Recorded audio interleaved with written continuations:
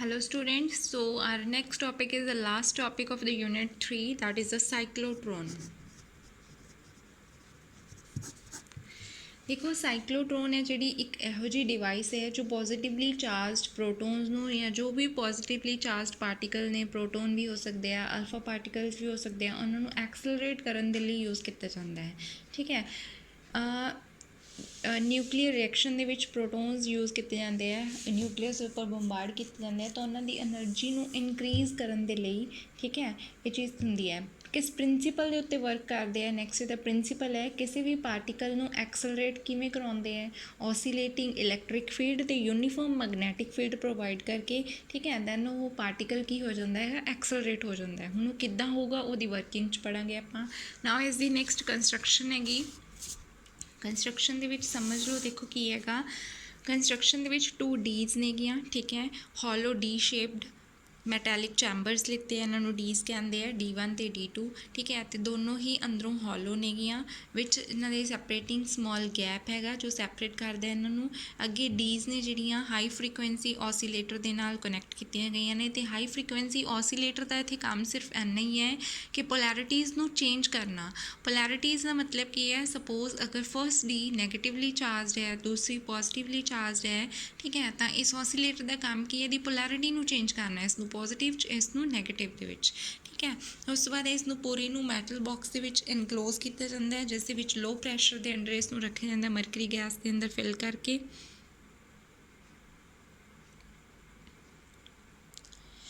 Hole operates ਹੈ ਜਿਹੜਾ 2 polls ਨੇ मैगनैटिक फील्ड है नॉर्थ पोल है साउथ पोल है ठीक है मैगनैटिक लाइन्स है जी नॉर्थ टू साउथ जाणगियां ठीक है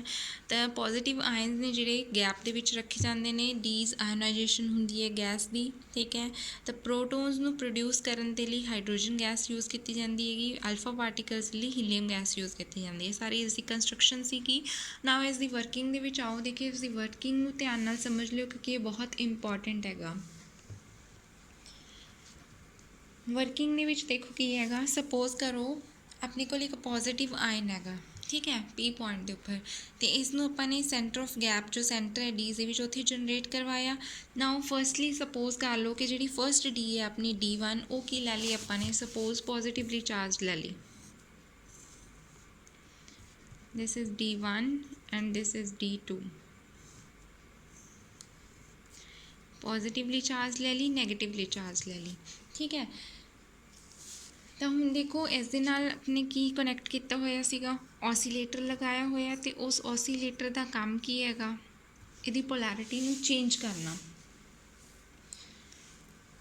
हुण देखो ध्यान नाल उपर अपने कोल नॉर्थ पोल है नीचे अपने कोल की हैगा साउथ पोल है तो मैगनैटिक लाइन्स ने जिहड़ियां ओह नॉर्थ टू साउथ जाणगियां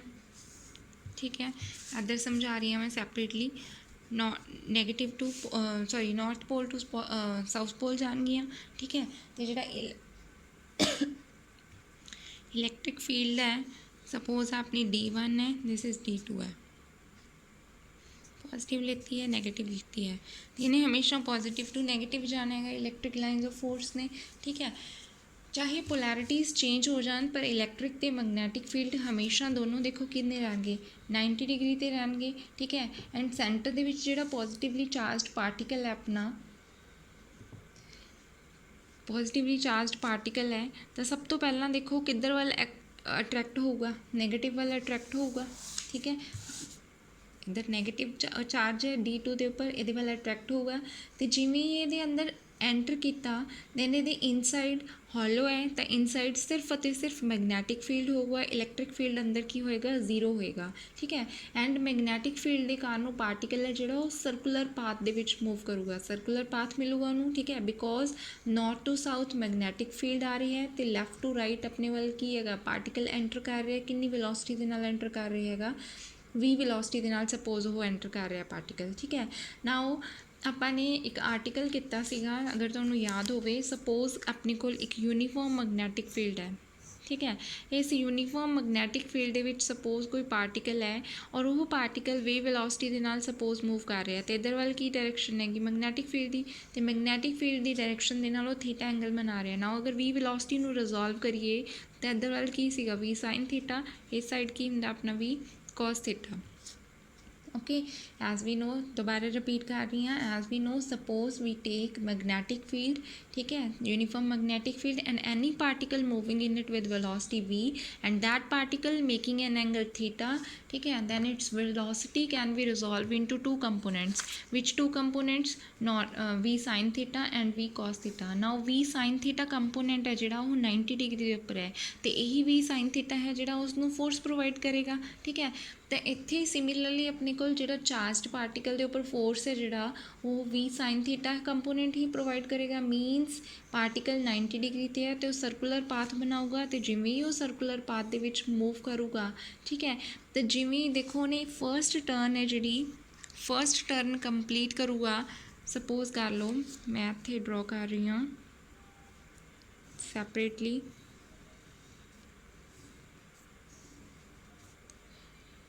जिवें ही ये अंदर एंटर किया वह first path means semi circle बनाया उन्हें, ठीक है, सैमी सर्कल जिवें ही वो इस चो बाहर आया, ठीक है, बाहर आऊगा तो जो ऑसीलेटर लग्या होया वो ऑसीलेटर इन्हां दी पोलैरिटी चेंज कर दूगा, देने नैगेटिव बन जूगी, एक ही बन जूगी पॉजिटिव बन जूगी। तो जिवें ये हाई स्पीड के नाल इहदे वल की होएगा वो अट्रैक्ट करेगा, एंटर करेगा, दैन होल प्रोसैस है जिहड़ा चलदा रहेगा, इहदे विच शो किया होया है। तो एक टाइम इहो जिहा आऊगा कि वो हाई स्पीड के नाल मूव करन दे नाल पार्टिकल मैक्सीमम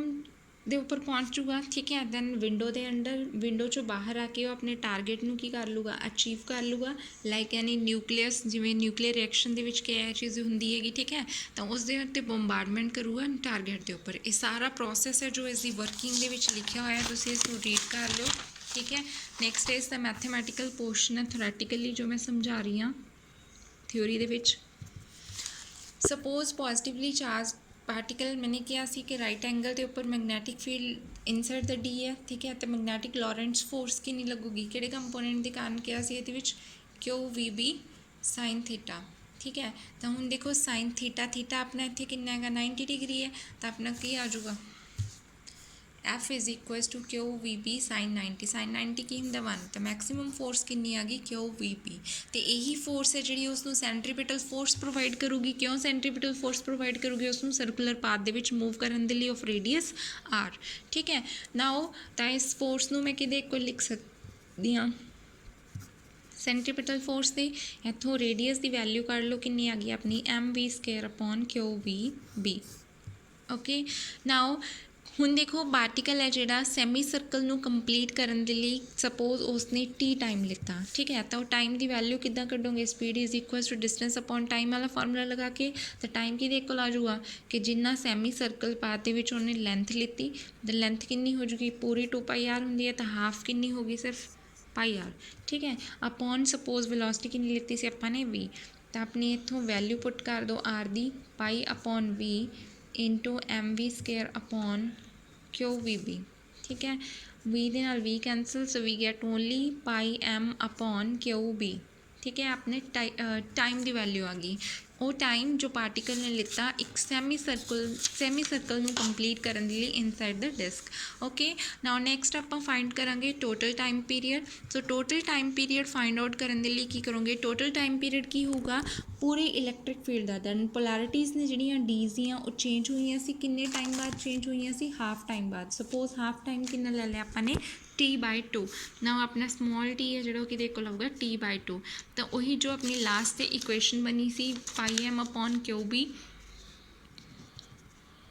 पाई एम अपॉन क्यू बी, तो ऐसे विच टी की वैल्यू पुट कर दो T/2 is equals to pi M upon Q b, तो इत्थों आप अपनी वैल्यू कढ़ लाँगे टाइम की, that is 2πm upon Q b, okay. Now next अपन ने फाइंड आउट करनी है उसकी कुछ ना कुछ फ्रीकुएंसी भी होगी, क्योंकि रेवोल्यूशनस हो रही ने। फ्रीकुएंसी की होंगी है number of revolutions completed in time, ठीक है, तो फ्रीकुएंसी की होंगी है टाइम द रेसिप्रोकल, तो फ्रीकुएंसी कितनी आ गई अपनी क्यू बी अपॉन 2πm, ठीक है। ये टाइम पीरियड कढ़िया सी, फ्रीकुएंसी कढ़ी है। नाउ देखो हुण वो एंगूलर ਦੇ ਵਿੱਚ मूव कर रहे हैं तो ਉਹਦੀ एंगूलर वेलोसिटी भी होगी, that is equals to 2π nu, तो एंगूलर वेलोसिटी कितनी आ गई 2π q b upon 2πm, 2π cancel, so angular velocity omega is equals to q b upon m, okay now ਹੁਣ ਦੇਖੋ ਜਦੋਂ ਮੂਵ ਕਰ ਰਿਹਾ ਮੋਸ਼ਨ 'ਚ ਹੈ ਤਾਂ ਉਸਦੇ ਕੋਲ ਐਨਰਜੀ ਹੋਏਗੀ, ਕਿਹੜੀ ਐਨਰਜੀ ਹੋਏਗੀ, ਕਾਈਨੈਟਿਕ ਐਨਰਜੀ ਹੋਏਗੀ, ਐਂਡ ਦੈਟ ਕਾਈਨੈਟਿਕ ਐਨਰਜੀ ਦਾ ਐਕਸਪ੍ਰੈਸ਼ਨ ਕੀ ਹੁੰਦਾ ਆਪਣਾ ਹਾਫ mv ਸਕੇਅਰ, ਤੇ ਇਟ ਬਿਕਮਸ ਹਾਫ m